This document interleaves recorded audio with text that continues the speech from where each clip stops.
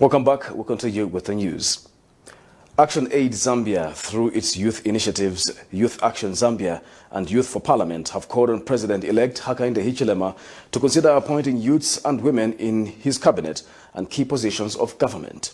Speaking during a press briefing held in Lusaka, youth activist Given Kapolo says the landslide victory of President-elect signifies a huge youth voter turnout and is a clear message that youths want to be at the front and center of governance in Zambia.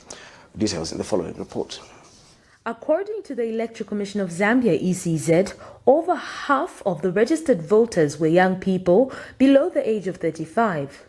It is therefore safe to say that the mandate of the new president was bestowed by the youth of Zambia.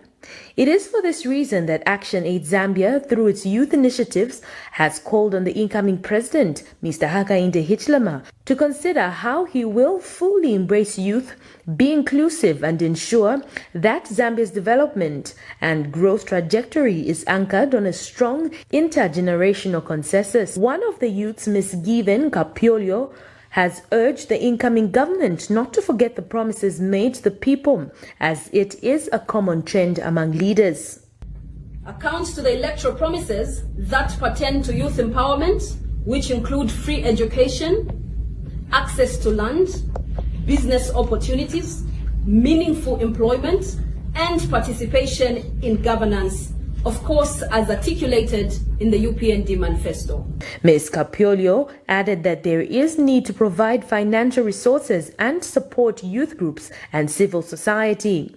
Responsiveness to youth demands for accountability and be transparent on the execution of the mandate bestowed to them. As youth, we are open and keen to partner with the new government in taking the country forward and address the most pressing social, economical, political, and environmental challenges. Another youth, Ruben Sapetule, says the youth should not be considered as enemies of the state when they express their views, as was the case, but rather should be considered as active drivers of development. We're aware of the past recent activities that have actually been happening, where the civic space has actually been shrinking slowly. But I think we are also alive to the fact that it is important to note that young people, when they speak, they are not enemies to the government.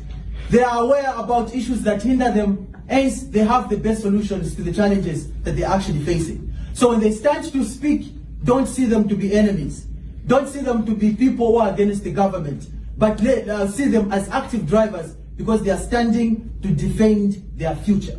According to Action Aid Zambia, in an election that was characterized by a historic registration of youth and a huge turnout on election day, the mandate of government is closely knit into the wishes and aspirations of the youth.